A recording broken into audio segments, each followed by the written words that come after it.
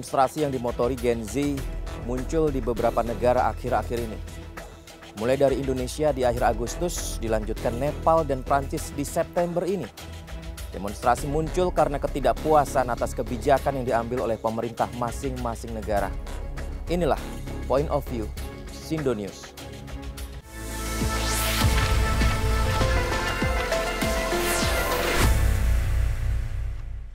Unjuk rasa di Indonesia mengobarkan tuntutan 17+8. Pemerintah dan DPR pun merespon cepat tuntutan tersebut. DPR akan memangkas sejumlah tunjangan dan fasilitas bagi anggota dewan, meliputi biaya langganan daya listrik, jasa telepon, biaya komunikasi intensif, dan biaya tunjangan transportasi.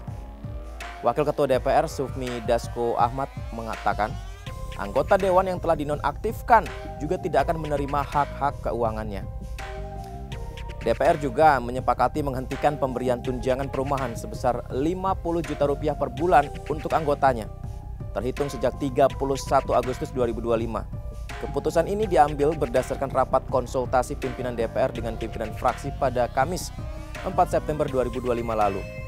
DPR juga memoratorium kunjungan kerja luar negeri kecuali menghadiri undangan kenegaraan, terhitung sejak 1 September 2025.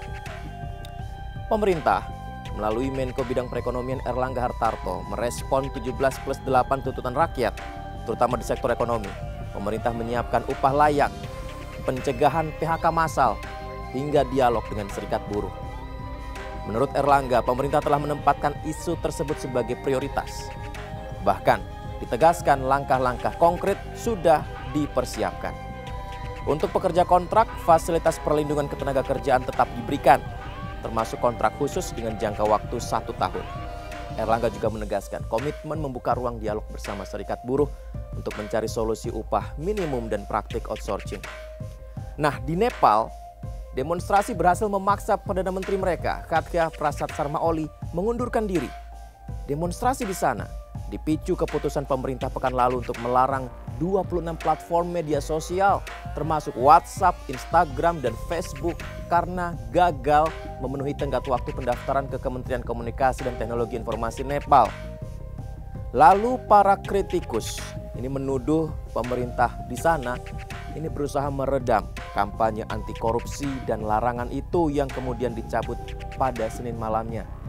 Meskipun larangan tersebut merupakan katalisator kerusuhan saat ini, para pengunjuk rasa juga menyalurkan ketidakpuasan yang lebih mendalam terhadap otoritas negara.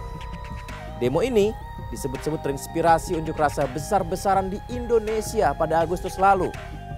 Sanjeev Sanyal, penasihat ekonomi Perdana Menteri India Narendra Modi, adalah pejabat yang merinci persamaan demo itu. Diungkapkan, terlepas dari apapun pandangan orang terhadap rezim Perdana Menteri Oli atau masa depannya, toolkit yang sama digunakan terlalu sering di kawasan ini. Kita melihat mahasiswa dijadikan umpan di Bangladesh, Sri Lanka, dan baru-baru ini di Indonesia. Hal ini menimbulkan pertanyaan tentang seberapa organik sebenarnya peristiwa-peristiwa itu. Itu yang ditulis Sanyal di X, dikutip Economic Times. Kemudian di Nepal, demonstran Gen Z membakar gedung parlemen dan rumah-rumah pejabat, termasuk kediaman pribadi.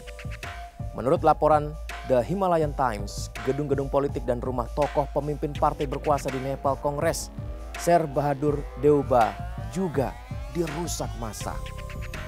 Kathmandu Post melaporkan para pengunjuk rasa menyerang rumah Menteri Komunikasi dan Teknologi Informasi mereka, Prithvi Subagurung.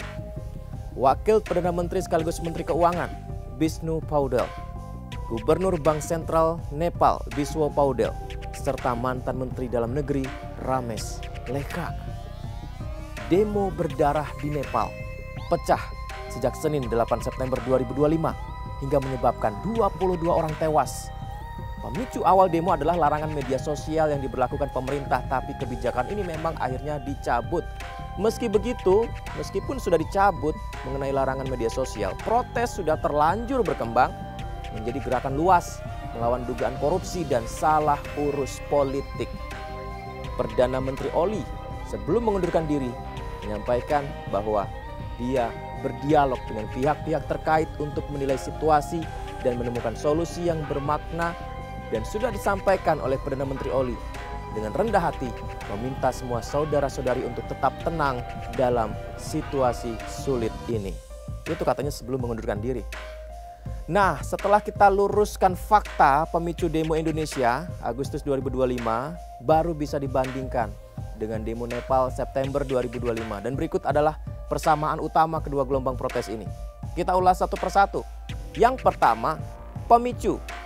Demo Indonesia dipicu oleh tunjangan perumahan DPR 50 juta rupiah per bulan di tengah situasi ekonomi sulit.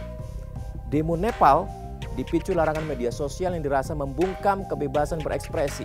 Dan keduanya bermula dari kebijakan yang dianggap mencerminkan arogansi elit politik. Kedua, tuntutan. Demo di Indonesia awalnya menuntut pembatalan tunjangan DPR, namun kemudian melebar ke 17+8. Anti oligarki, anti korupsi, penghapusan outsourcing, dan lain-lain. Nah, demo di Nepal awalnya memprotes larangan media sosial, korupsi, dan salah urus negara. Namun kemudian berkembang jadi tuntutan pengunduran diri semua pejabat pemerintah. Sama-sama berubah dari isu tunggal menjadi gerakan rakyat melawan elit politik. Kemudian yang ketiga, demonstran didominasi oleh Gen Z. Demo di Indonesia didominasi kalangan Gen Z, mahasiswa dan juga pelajar, anak-anak muda, dan juga didukung kaum buruh muda, komunitas kreatif seperti seniman dan aktivis digital.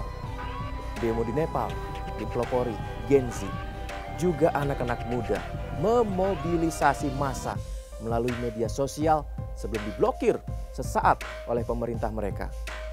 Kaum muda disimpulkan dari pergerakan ini menjadi wajah utama perlawanan dalam aksi unjuk rasa. Keempat, simbolisme kuat. Demo di Indonesia, simbol animasi One Piece jadi ikon perlawanan, menandakan solidaritas rakyat melawan elit politik. Kemudian demo di Nepal, simbol animasi One Piece ternyata juga jadi ikon perlawanan. Diperkuat dengan pengibaran bendera nasional dan seruan patriotik yang berujung dengan penargetan langsung ke rumah pejabat dan kantor partai politik. Demo di dua negara ini sama-sama mengandalkan simbol yang mudah dikenali, memperkuat identitas gerakan mereka. Kemudian yang kelima, respon pemerintah agak mirip nih. Demo di Indonesia, Presiden Prabowo Subianto merespon dengan reshuffle kabinet, mencabut tunjangan DPR, berjanji membenahi birokrasi dan pengerahan pasukan ke jalan-jalan. Sementara demo Nepal, Perdana Menteri Oli menyerukan dialog, menggelar pertemuan semua partai dan mengerahkan tentara menjaga objek vital. Respon dua negara sama-sama mencoba meredam gejolak dan kombinasi pengerahan pasukan keamanan serta negosiasi. Kemudian yang keenam ini juga sangat identik, kebiasaan flexing keluarga pejabat. Para aktivis dan pakar mengatakan salah satu pemicu utama protes di Nepal adalah persepsi yang berkembang bahwa keluarga elit penguasa hidup mewah di negara miskin. Hal ini memperlihatkan ketimpangan yang mendalam. Di media sosial Nepal, istilah anak-anak nepo menjadi plesetan dari nepotisme dan viral beberapa minggu menjelang protes meledak. Istilah anak-anak nepo digunakan merujuk pada anak-anak pejabat tinggi pemerintah dan menteri. Para pejabat pemerintah dan politisi Nepal telah lama menghadapi tuduhan korupsi yang merajalela di sana. Ketidakjelasan tentang bagaimana uang publik dibelanjakan dan apakah sebagian dari uang tersebut digunakan untuk mendanai gaya hidup mewah yang tampaknya dinikmati keluarga mereka saja, meskipun gaji resmi mereka sederhana. Beberapa video di platform media sosial seperti TikTok, Instagram menunjukkan kerabat pejabat pemerintah dan menteri bepergian, berpose di samping mobil mahal, menggunakan merek-merek mahal, desainer mewah, dan kemarahan atas anak-anak nepo di Nepal mencerminkan frustasi publik yang mendalam. Itu yang diungkapkan oleh Yograj Lamichhane, asisten profesor di Sekolah Bisnis Universitas Pokhara, Nepal. Dan yang mengejutkan masyarakat Nepal adalah bagaimana para pemimpin politik, orang tua dari anak-anak nepo yang dulu hidup sederhana sebagai pekerja partai, ini memamerkan gaya hidup mewah, kaya raya layaknya tokoh mapan. Itu yang disampaikan oleh Lamichhane kepada Al Jazeera. Nah, itulah sebabnya para pengunjuk rasa menuntut pembentukan komisi investigasi khusus untuk menyelidiki secara menyeluruh sumber kekayaan para politisi mereka, menyoroti kekhawatiran yang lebih luas tentang korupsi dan kesenjangan ekonomi di negara Nepal. Awal pekan ini, sebuah video di TikTok menampilkan gambar Sayuj Parajuli, putra mantan Ketua Mahkamah Agung Nepal Gopal Parajuli, berpose di samping mobil dan restoran mewah. Terbuka memamerkan mobil dan jam tangan mewah di media sosial. Bukankah kita sudah bosan dengan mereka? Itu yang digaungkan di media sosial anak-anak Nepal. Video lain menampilkan gambar serupa dari Saugat Tapa, putra Bindu Kumar Tapa, Menteri Hukum dan Urusan Parlemen di pemerintahan Oli. Di mana aksi mewah-mewah seperti itu diprotes oleh anak-anak muda Nepal. Dan diketahui pendapatan tahunan per kapita Nepal ini yang mencengangkan. Sekitar 1.400 US dollar terendah di Asia Selatan. Bahkan tingkat kemiskinannya secara konsisten berada di atas 20% dalam beberapa tahun terakhir.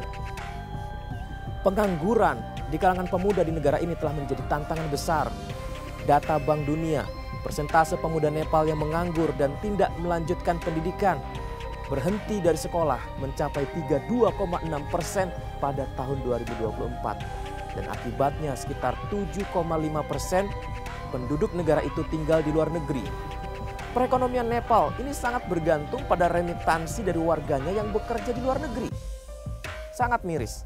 Pada tahun 2024, remitansi pribadi yang diterima mencapai 33,1% dari produk domestik bruto negara tersebut, termasuk yang tertinggi di dunia setelah Tonga yang persentasenya mencapai 50%, Tajikistan 47,9%, dan Lebanon 33,3%. Itu di Nepal. Ada satu lagi pergerakan akhir-akhir ini yang juga mencengangkan. Di Paris, demonstrasi Block Everything ini telah mengguncang Prancis sejak Rabu 10 September 2025. Pengunjuk rasa yang sebagian dari kalangan Gen Z beraksi di seluruh negeri, memblokir jalan raya, dan juga membakar barikade. Demonstrasi juga merupakan luapan kemarahan rakyat terhadap elit politik di pemerintahan Presiden Emmanuel Macron dan rencana pemotongan anggaran publik di negara mereka. Demo Block Everything, sebuah ekspresi ketidakpuasan yang meluas di media sosial dan muncul secara daring pada bulan Mei di kalangan kelompok sayap kanan. Tetapi sejak itu telah diadopsi oleh kelompok kiri dan sayap kiri ekstrim. Pihak berwenang Prancis mengerahkan lebih dari 80.000 personel keamanan di seluruh negeri menyingkirkan penghalang, menyemprotkan selang air ke arah demonstran, sementara ketegangan meningkat di beberapa wilayah. Di Paris, polisi anti huru-hara secara berkala menggunakan gas air mata untuk membubarkan massa. Dan di Paris, kaum Gen Z, lagi-lagi kaum Gen Z yang didominasi para pelajar dan anak-anak usia sekolah turut serta dalam aksi protes ini. Lebih dari 300 pengunjuk rasa ditangkap di seluruh negeri, meskipun banyak demonstrasi berlangsung damai sebenarnya. Hampir 200.000 orang di seluruh Prancis berpartisipasi dalam gerakan, di mana Block Everything dibandingkan dengan pemberontakan Rompi Kuning yang juga sempat pecah pada 2018-2019. Demo Rompi Kuning muncul akibat pajak dan biaya hidup yang memaksa Macron membuat konsesi kebijakan yang menghabiskan biaya miliaran euro. Namun sosiolog Antoine Bristiel dari lembaga riset Jean Jaurès Foundation mencatat adanya kesenjangan generasi di antara keduanya. Dalam gerakan Rompi Kuning, Prancis ini berada dalam kondisi yang rentan dan berjuang memenuhi kebutuhan hidup banyak pekerja, banyak pensiunan.